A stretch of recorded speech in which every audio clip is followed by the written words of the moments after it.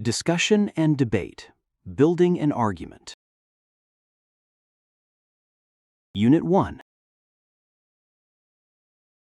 Task A. Read and discuss. Listen to the reading and follow along in your textbook. The reading introduces the topic and some of the key ideas you will need to develop your argument. As you listen, think about your own views on the topic. As writer Andrew Grant famously said, "You never get a second chance to make a first impression." But why is it that we put so much trust in our initial reaction when we meet someone? Perhaps the reason is more primal and biological than we think. According to statistics from the Harvard Study of Communications, it takes only 7 seconds for us to form a first impression. It seems that we are pre-programmed to make snap judgments about someone or something we encounter for the first time to avoid possible danger when time is of the essence. That said, can we really make accurate and reliable assumptions about how kind, trustworthy, or competent a person is based on such limited information?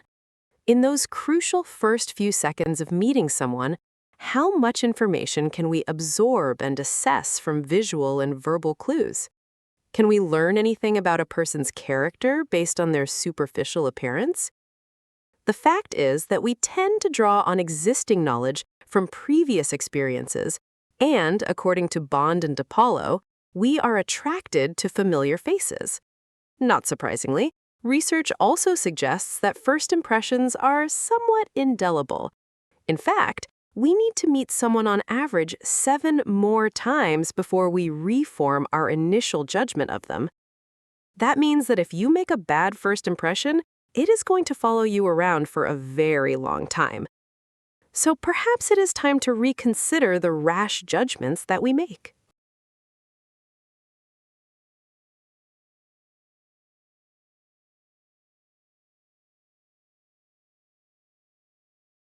Task B. Comprehension check. Consider each question and use information from the reading to develop your response. Think about how these ideas could be used to support either side of the argument.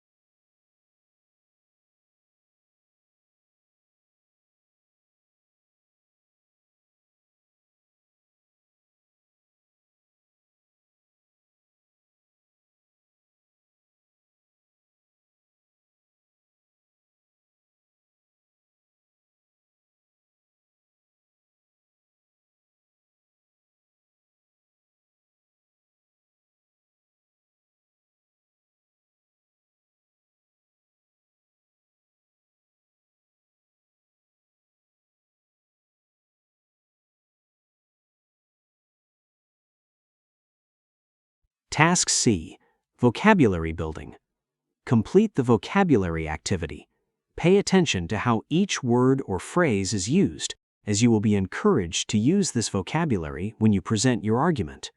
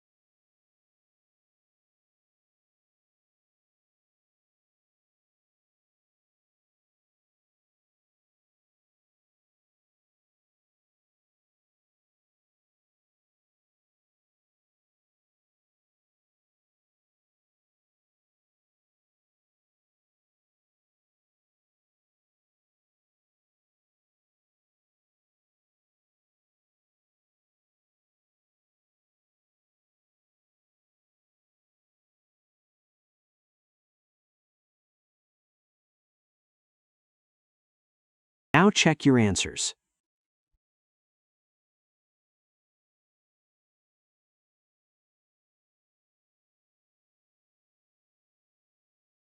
Task D. Useful idioms. Complete the idiom activity and check the meaning of each expression. Consider whether any of these expressions could be used naturally in your argument.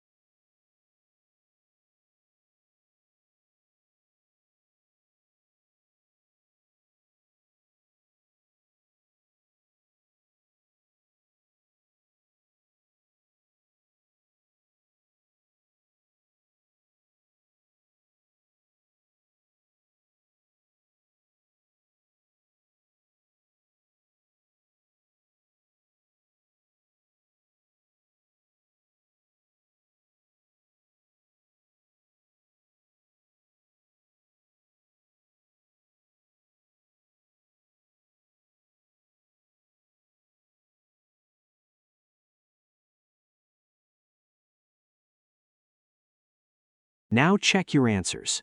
Then take the vocabulary and idioms quiz.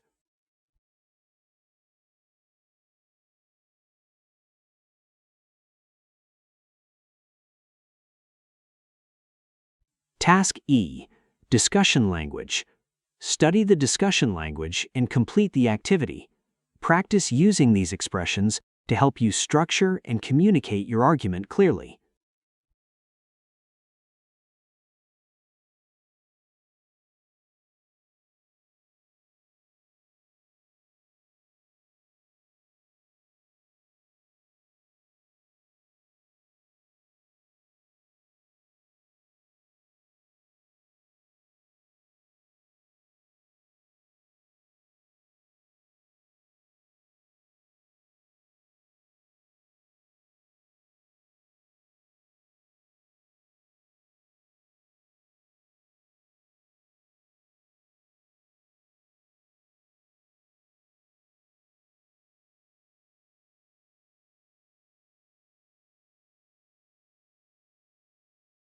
Task F. For and against. Listen to both model arguments and follow along in your textbook. Notice how each speaker states a position, develops reasons, introduces evidence, and uses the language from the unit. Consider which arguments you find most convincing. In terms of meeting new people, nothing is more important than creating a positive first impression. Although first impressions are not always perfect, I believe they're usually right for three main reasons. One reason is that our initial reaction is often based on useful information. Before someone even speaks, we notice their facial expressions, behavior, and physical characteristics.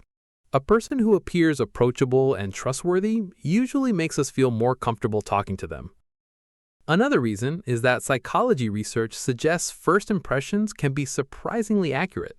Psychologist Nalini Ambady argues that people can often judge certain personality traits after only a brief interaction.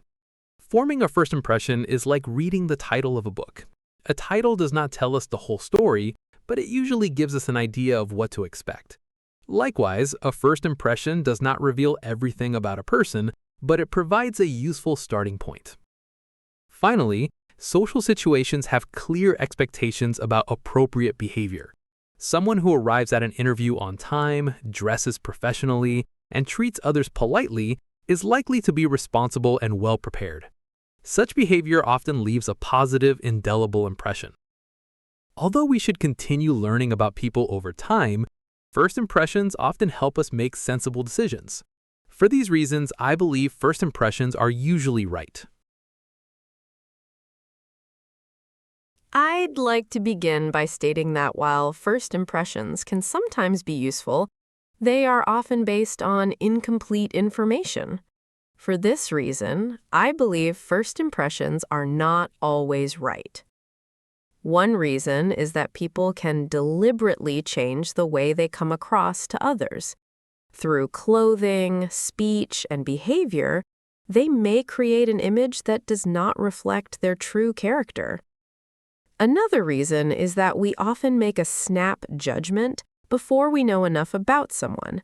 Psychologist Daniel Kahneman argues that our brains often depend on quick thinking when making decisions. This can cause us to make an assumption without enough evidence.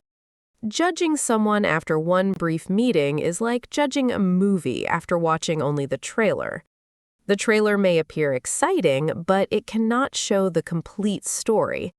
In the same way, a first impression may seem convincing, but still be inaccurate.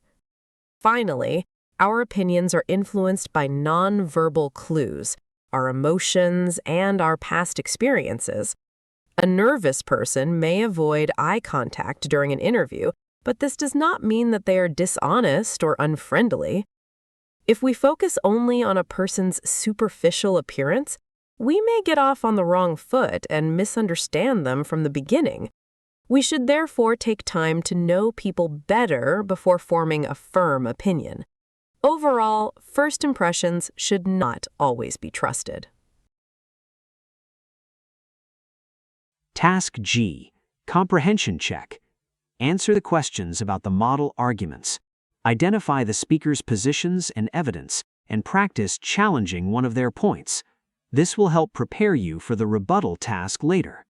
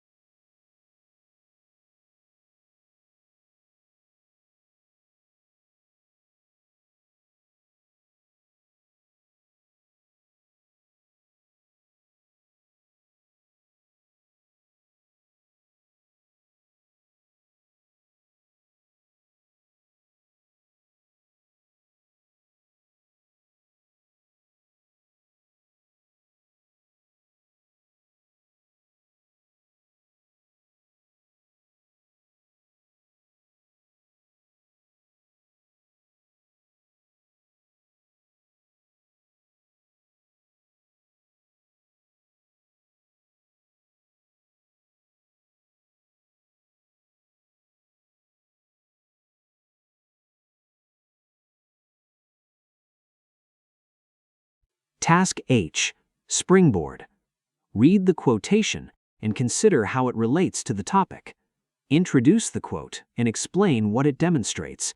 Consider whether the quotation could be used to support your own argument.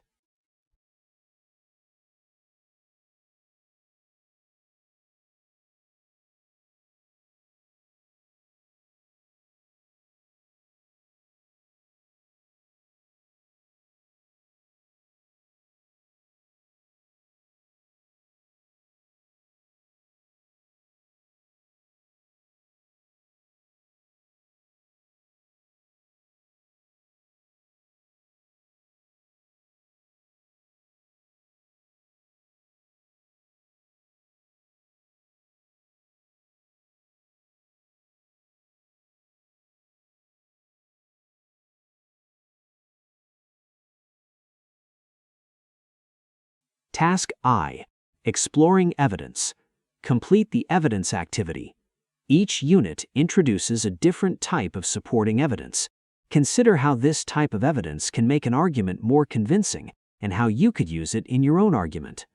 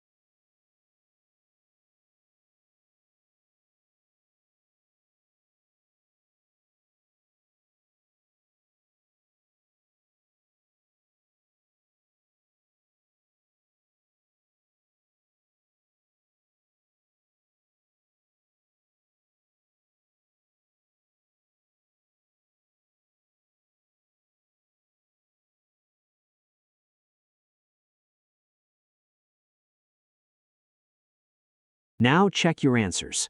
Then take the evidence type quiz.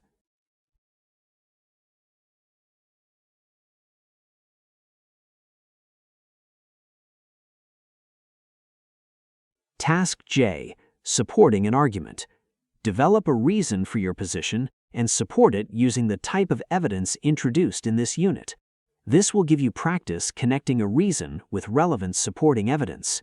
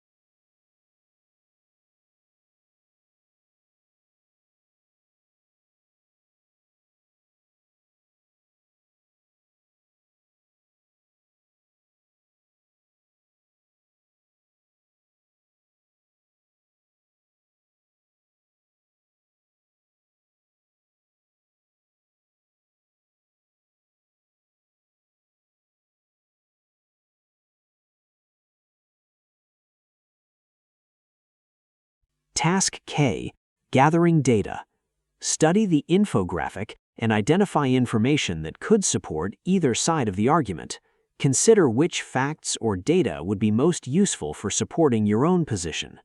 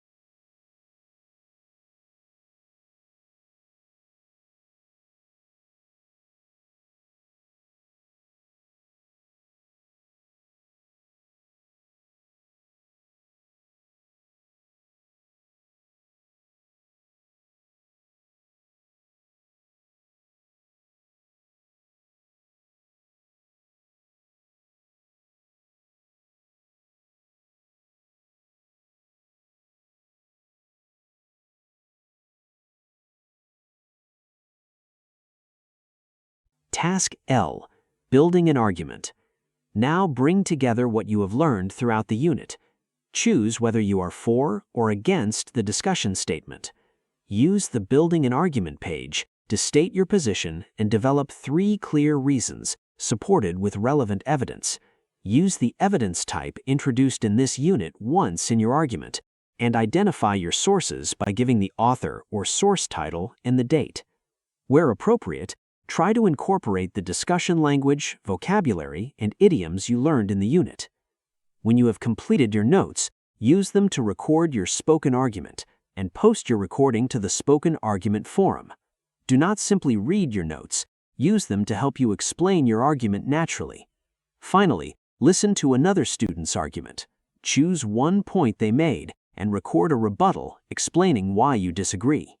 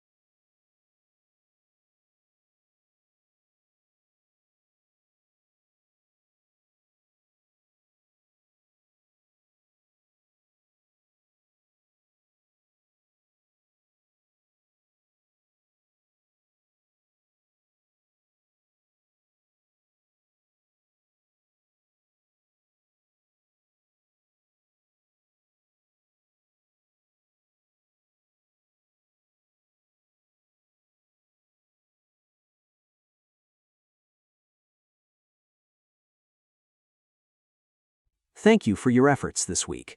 See you in the next lesson.